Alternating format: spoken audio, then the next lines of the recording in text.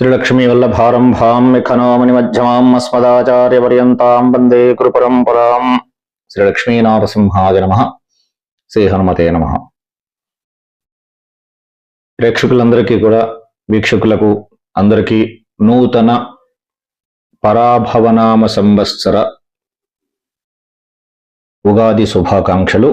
అట్లాగే మీ అందరికి కూడా ఆశీస్సులు.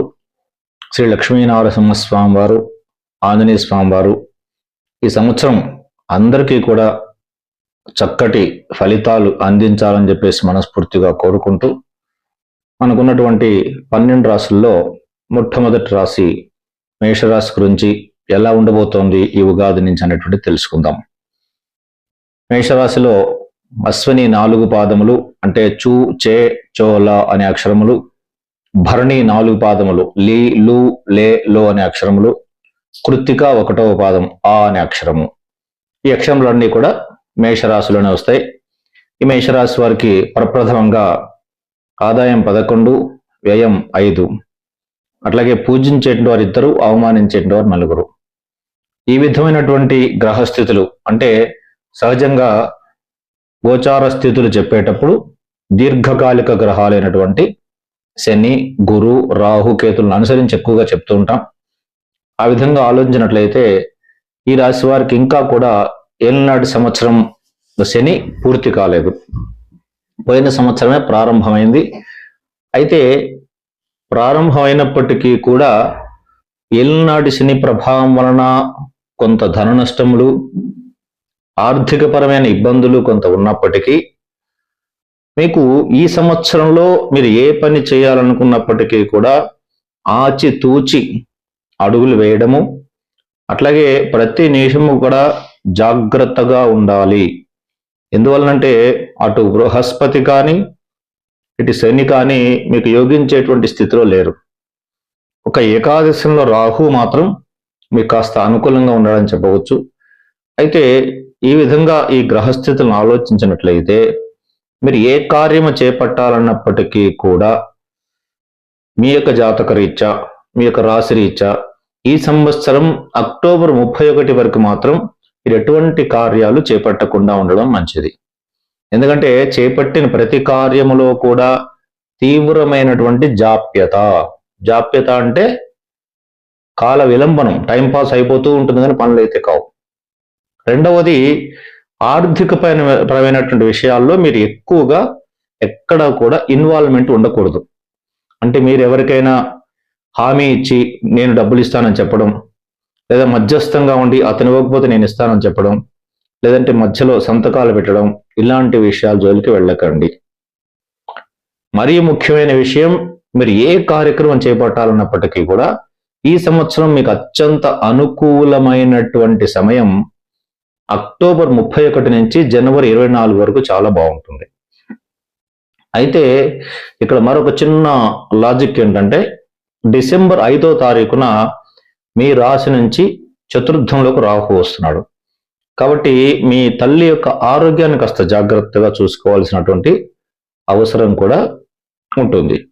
ఇంకా మీరు ఏది మాట్లాడినప్పటికీ కూడా మిమ్మల్ని అపార్థం చేసుకోవడము, మీరు మాట్లాడే ప్రతి మాటని కూడా ఎదుటివారు వాళ్ళని ఏదో నిందిస్తున్నామనే ఉద్దేశంతో వాళ్ళు మిమ్మల్ని దూరంగా ఉంచటము, అలాగే ఈ కేతు రాహు యొక్క స్థితిగతులు ఆలోచించినప్పుడు మీరు కొన్ని సందర్భాలలో వాహన విషయాల్లో కూడా అత్యంత జాగరూకతో మెలకుతూ ఉండాలి. ఈ సంవత్సరం విద్యార్థులు ఎవరైతే ఉన్నారో వారికి గట్టిగానే శ్రమ పడాలి. హార్డ్ వర్క్ తప్పనిసరిగా చేస్తే కొద్ది మాత్రం రిజల్ట్ వచ్చే అవకాశం ఉంది. అట్లా అని చెప్పేసి కంగారు పడాల్సిన అవసరం ఏం లేదు. మీరు విద్యార్థులు ఎవరైతే ఉన్నారో వారు ఈ సంవత్సరం ప్రతిరోజు కూడా హయగ్రీవ స్వామి శ్లోకం జ్ఞానానందమయం దేవం నిర్మలం స్ఫటికాకృతిం ఆధారం సర్వవిద్యానాం హయగ్రీవం ఉపాస్మహే. ఈ శ్లోకం ఇప్పుడు చెప్పాను, వెంటనే మీరు రాసుకోవడం కష్టం, మీకు నెట్లో కొడితే కూడా వస్తుంది ఈ శ్లోకం. ఈ శ్లోకాన్ని రోజు పారాయణ చేయండి, బాగుంటుంది. ఈ రాశిలో ఉన్నటువంటి రాజకీయ నాయకులకు కూడా ఈ సంవత్సరం అత్యంతమైనటువంటి గడ్డు కాలం అని చెప్పవచ్చు. ఎందువలనంటే ఈ శని ప్రభావం వలన మీకు అధిష్టానంలో కూడా మీ పట్ల కొంత అపోహలు వచ్చేటువంటి అవకాశం కూడా ఉంది. చేపట్టిన ఏ కార్యం కూడా ఇన్ టైంలో పూర్తి కాదు అని చెప్పవచ్చు. మీరు పరిపూర్ణంగా ఈ సంవత్సరం చేయవలసింది మీ ఇష్టదేవత ఆరాధన చేస్తూ మీ ఇష్టదేవత యొక్క పాదాలు వదలకుండా మీరు కనుక ముందుకు వెళ్ళినట్లయితే కొంత గుడ్డిలో మెల్లగా కొన్ని కార్యక్రమాలు మీకు అనుకున్నంత వేగంగా కాకపోయినప్పటికీ కూడా కొంత ఆలస్యంగా అయినా సరే అయ్యేటువంటి అవకాశాలు ఎక్కువగా ఉన్నాయి. వివాహం కానటువంటి వారికి తప్పనిసరిగా వివాహ ప్రయత్నాలు నెరవేరుతాయి. అదేంటి ఇప్పటిదాకా అసలు బాలేదని చెప్పారు కదా, ఇప్పుడు వివాహ ప్రయత్నాలు ఎలా నెరవేరుతాయని సందేహం మీకు కదా. ఇక్కడ ఏంటంటే వివాహం అంటే శని ఏం చేస్తూ ఉంటాడు, మనకి ఒక కష్టాన్ని ఇవ్వాలి అంటే ముందు సుఖాన్ని ఇవ్వాలి. ఇక్కడ మళ్ళా మీకు ఒక ట్విస్ట్ అర్థం కాదు, సుఖం ఏమిటి కష్టం ఏమిటి మీకు అర్థమయ్యేట్టుగా చెప్తాను. ఇప్పుడు ఒక యువకుడు ఉన్నాడు, పెళ్లి చేస్తారు. పెళ్లి కాకముందు అతనికి ఉండేటువంటి అంత ఫ్రీడమ్ అంతా పోతుంది. అంటే వివాహం భార్య రావడం సుఖమే, కానీ తర్వాత ఒక బాండింగ్ లైఫ్, ప్రతి విషయంలో కూడా అతను భార్యను సంప్రదించి ప్రతి కార్యానికి ముందు వెళ్లాల్సి వస్తుంది. అలాగే యువతి ఒక అమ్మాయి ఉంది, ఆమెకు వివాహం అవుతుంది. అంతకుముందు ఉన్నటువంటి స్వతంత్రత భావాలు పోతాయి ఆమెకు కూడా. అంటే ఏంటి, కొంత బాండింగ్ లైఫ్కి వాళ్ళు అట్లా ఉండిపోవాల్సి వస్తుంది. అంతగాని ఇండివిజువల్గా ఏ పని చేయడానికి అక్కడ భార్య ఒప్పుకోదు, భర్త ఒప్పుకోడు. అట్లాగే శని ఒక సుఖాన్ని ఇచ్చి అక్కడ కొంచెం చిన్న చిన్న రెస్పాన్సిబిలిటీస్తో కొద్దిగా మనసు కలతలు వచ్చేట్టుగా చేస్తూ ఉంటాడు. అంటే కష్టాన్ని కూడా ఇస్తాడనమాట.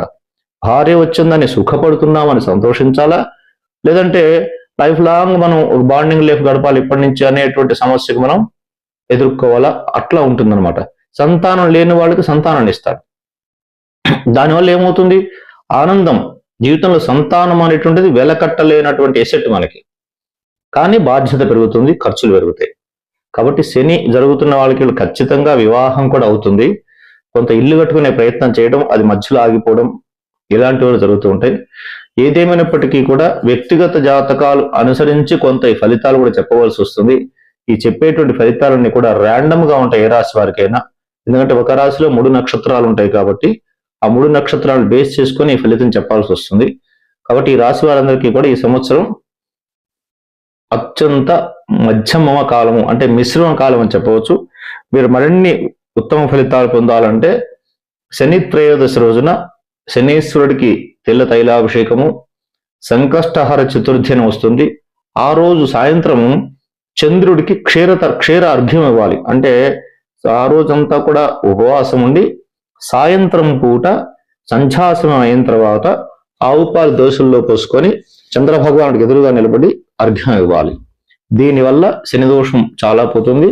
ఇంకా కూడా మీకు ఏమైనా అనుమానాలు ఉన్నట్లయితే, సందేహాలు ఉన్నట్లయితే ఈ విషయంలో వ్యక్తిగతంగా సంప్రదించండి. మీకు ఇంకా మరిన్ని అద్భుతమైన ఫలితాలు రావడానికి ఇంకా కొన్ని ఉపాయాలు మీకు నేను చెప్పడం జరుగుతుంది. కాబట్టి ఈ రాశి వారు ఎక్కువగా శని త్రయోదశి రోజున శనీశ్వరుడికి అభిషేకం చేయించుకోవడం, వీలైనంత వరకు కూడా నిత్యము ఆంజనేయ స్వామి వారికి ప్రదక్షిణాలు చేయడం, అట్లాగే ప్రతి మాస శివరాత్రి రోజున శివాలయంలో అభిషేకాలు చేయించుకోవడం వలన మరిన్ని ఉత్తమమైన ఫలితాలు ఉంటాయి.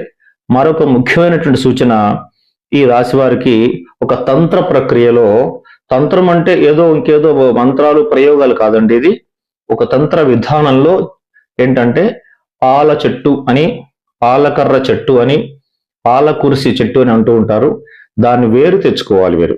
మీరు తెచ్చుకోండి, లేకపోతే మీకు దగ్గరలో ఎవరైనా సహజంగా పల్లెటూరులో ఉండే వాళ్ళందరికీ కూడా ఈ చెట్టు పరిచయమే ఉంటుంది, ఇళ్లలో కూడా పెంచుకుంటూ ఉంటారు. ఆ చెట్టు యొక్క వేరు తెచ్చుకొని ఒక తాయెత్తులో పెట్టుకొని మీరు కంఠంలో కానీ చేతికి కానీ ధరించినట్లయితే మీకు శని యొక్క ప్రభావం చాలా తగ్గుతుంది. ఇది చాలా ముఖ్యమైనటువంటిది. ఇది నేను అందరికీ కొంతమందికి చేయించాను, వాళ్ళంతా సక్సెస్ఫుల్గా ఉన్నారు. ఇప్పుడు అది ఎక్కడైనా దొరుకుతుంది, అది దొరకని వస్తువు కాదు, దానికోసం ఏమి కంగారు పడదు మీరు. కాబట్టి పాల చెట్టు అని, పాలకర్ర చెట్టు అని, పాల కుర్షి అని అంటూ ఉంటారు. దాని చెట్టు వేరు ఉంటుంది, కాస్త తెల్లగా ఉంటుంది. తీసుకొచ్చి కాస్త దాన్ని ఎండబెట్టేసి అట్లాగే దాన్ని వెండి తాయెత్తులు పెట్టుకొని ధరించండి. తప్పనిసరిగా శని దోష నివారణ చాలా వరకు తగ్గే అవకాశం ఉంటుంది. శుభం. ఈ సహజంగా ఈ రాశి వారికి ఎప్పుడైనా సరే అదృష్ట వారం వచ్చేసి ఆదివారము, మంగళవారము, గురువారములు అదృష్టవారములు. అట్లాగే అదృష్ట సంఖ్యలు, లక్కీ నంబర్ అంటారు వీళ్ళకి, 1, 2, 3, 9. అట్లాగే వీళ్ళకి అదృష్ట రత్నం ధరించాలంటే కనక పుష్యరాగము ఇలా ఉంటుంది. ఈ వేలికే పెట్టుకోవాలి. కనక పుష్యరాగం అంటే రంగు, ఈ రంగు వచ్చేసి కనకం అంటే బంగారం రంగులో ఉంటుంది. ఇందులో 2 ఉంటాయి, శ్వేత పుష్యరాగం అని చెప్పేసి కనక పుష్యరాగం. శ్వేత పుష్యరాగం అంటే తెల్లగా ఉంటుంది, కనక పుష్యరాగం అంటే ఈ విధంగా బంగారు రంగులో ఉంటుంది. అది ఈ వేలికి ధరించటం మంచిది. కానీ దీన్ని కూడా వ్యక్తిగత జాతకం చూసి మాత్రమే చేయాలి. అట్లాగే అదృష్ట దిశ వచ్చేసి తూర్పు కానీ ఉత్తరం కానీ అదృష్ట దిశలు ఉంటాయి. ఇవి జీవితంలో ఎప్పుడు మారవు, బై బర్త్ మనకు వచ్చేస్తూ ఉంటాయి. అవి జీవితకాలం ఇవే ఉంటాయి. ప్రతిరోజు ఒక నక్షత్రం మారడం, ప్రతిరోజు ఒక సంఖ్య మారడం, ప్రతిరోజు ఒక దిశ మారడం అట్లా ఉండదు. ఇవి గమనించండి.